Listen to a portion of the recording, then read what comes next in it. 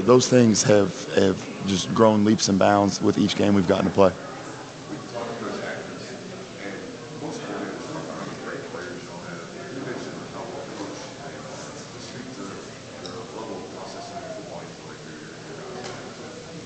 The game still comes down to, no matter what you do schematically, comes down to blocking and defeating blockers, tackling and making people miss, winning one-on-one matchups in terms of coverage situations and run game and pass game, blitz situations. So I think when you look at people and how they're coached, a lot of it is shown with their technique and fundamentals.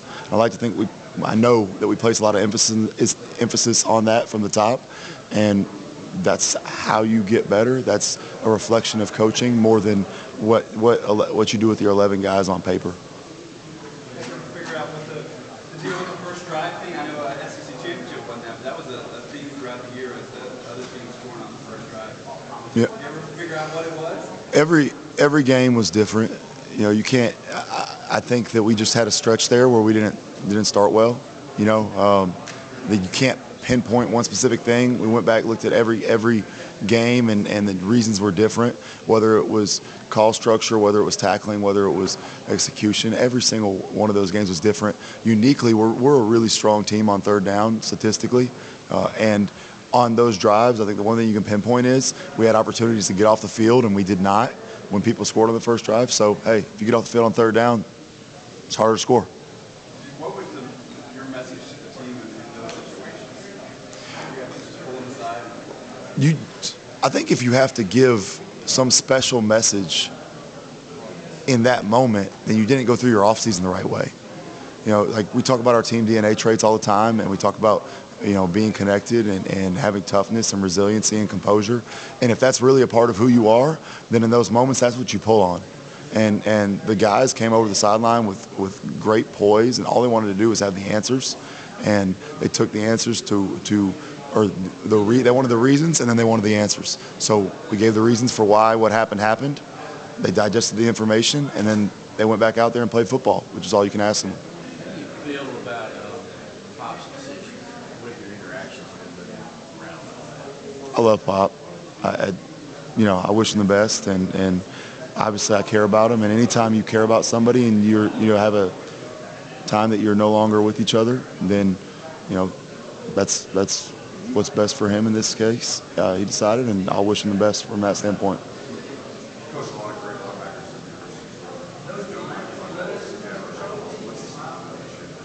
They're really mature. They approach their preparation the right way. They didn't start preparing differently when they got opportunities to play. They prepared that way, really starting with spring ball when they got here, going back to bowl prep last year when they were able to come in early. So I think that's ultimately the mark of a young player that is able to help you. A lot of times is relative to their maturity level and how they prepare, and because nobody gets to Georgia without ability. Another linebacker, Jalen, he had to step up and Pop went down a little bit. What would you see his progression throughout the season? Jalen goes about his business the right way. He works really hard. He's a unique individual because he's able to play both inside and out. He helped us a lot on third down this year. We also had packages where he played off the ball on first and second down, and he's just grown leaps and bounds. This isn't something you can see. He rushed the passer his whole life, and he decided to take on the challenge of playing more off the ball in college because he knew that would be beneficial to him in the long run, because the more you can do, the more value you add to your career. He's helped us a ton on third down. He's going to help us more on first and second down moving forward, and I'm excited about where he's going.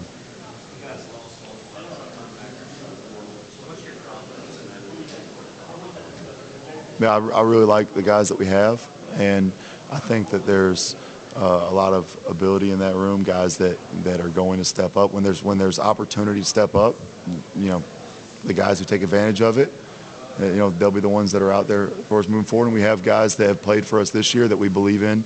That's why they've been out there in the forms and facets they have. We get to see Malachi just during the games. Obviously, he's a special talent. What makes Malachi one of the best in the business? He's a really good person. He prepares the right way. From the moment he's been here, we talked about the maturity level of the linebackers. He had a maturity level to himself as a defensive player and as a human being from the moment he got here. He's incredibly humble, and when you have humility and you're grateful for the opportunity, you constantly approach each day with the right level of enthusiasm, and I think that's why he has gotten to the point that he has. That's why he's going to continue to improve, because he doesn't have an ego, and he just wants to do what's best for his team and his teammates, and that's what he's done. Still a punch in the gut in that Final Four, because I know pretty much in your heart of hearts you think you're one of the best 4 teams in the country. Playing in the Orange Bowl, we have an opportunity to play a great opponent, and you play to win the games. Winning matters. We have a chance to go win a game, play a game against a great opponent, and our guys are excited. We're excited as coaches.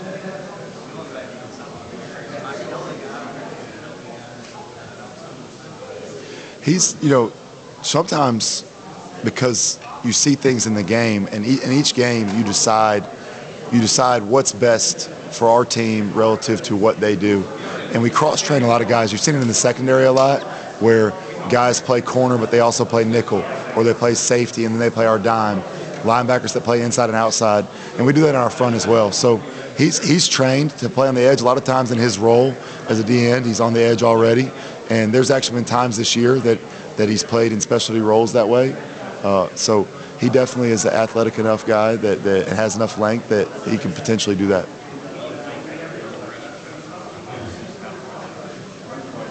It's the matchups in the trenches at the college level, it's really different when you go on normal downs, first, second downs, run downs, when you go from high school to college. Pass rushing's a little bit different because, there's speed and athleticism and a natural skill set can take over. There's a lot of strength that goes into playing on the edges, whether that's setting edges, closes on counter, sometimes the combos that happen to you when people run duo plays and things like that, and that's an adjustment. So those guys have gotten stronger, they've gotten better in the run game, and they've developed a more well-rounded skill set. And we think all 3 of those freshmen have a chance to help us. Glenn, you've coached a lot of productive inside linebackers in Georgia. Schumann obviously was one-on-one. I'm curious what the conversations were like. Usually transfers aren't guys that go in there a couple of years since the start. What can you share about just his decision and as a guy that helped to develop? I mentioned earlier, one, I love Pop, and obviously he'll be missed. It's just a new day and age. I think the conversations, I'll leave that to him, but I wish him nothing but the best. What about at the position now? Obviously, you have a veteran and Smile. You have some young guys that you've had to use a lot this year and have been productive as well. What do you feel about those guys? Some of the young guys that you're asking to step up their games? They're here for a reason. And they're really mature. They go about their business the right way. I know that when you have faith in how people prepare and do things, in addition to their ability, you know that they're going to constantly improve. They've improved throughout the year. There's nothing that beats game experience. So as they've gotten more, sometimes they've learned through mistakes. Sometimes they've gained confidence through plays they've made. And I've really seen a lot of growth in the last couple of weeks, and I'm looking forward to watching them play.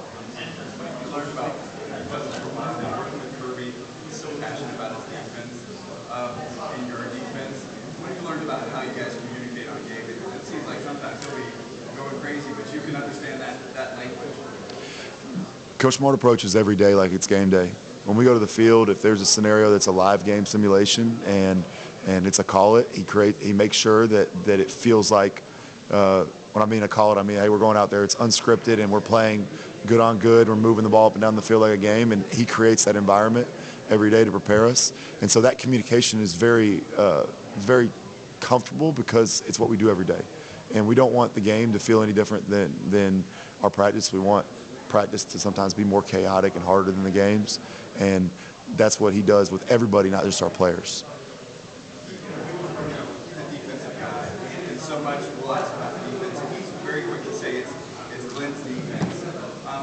much of it does it feel like your defense, and how much input does he have, and what's the collaboration? There's whole staff input in everything that we do. We decide in the offseason the base structures, but the base structures, that's where a lot of those have carryover from all the years that I've been involved with Coach Smart going back to Alabama. and then you evolve based on what you're defending and who your players are and how you want to use them. And so when we look at it from that standpoint, the wrinkles will come every single year, whether it's different pressure pass, different coverage mechanics, different personnel groupings based on who our people are. But it's a whole staff decision when we do those things, and that's why you have Coach Muschamp, Coach Scott, Coach Uzo Deribe, obviously Coach Smart's involvement. Fran had a great impact, and then we added Dante Williams to our staff, and there's so many people more than that. And so I would say it's a whole staff effort in terms of our evolution. Coach, I know sometimes talk a lot about just extra tellers for the guys. Tell us about some of the guys who are in this game. There's, some of that remains to be seen, right? There's some guys that have been battling through injuries that they've been getting reps, and a lot of that will be a medical decision from the standpoint of Ron Corson and Coach Smart. But we get everybody ready from that standpoint. When you look at it, there's obviously the linebackers that they're going to have to go and play a bigger role, but they've been doing that with Pop being out.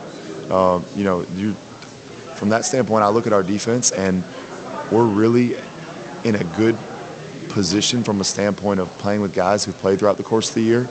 And I think that we don't ever look at it like we have 11 starters. We look at it like if you're on the field, you're a starter, and that's how we prepare. And so there's a bunch of guys that, depending on the game situation, will have an opportunity to step up.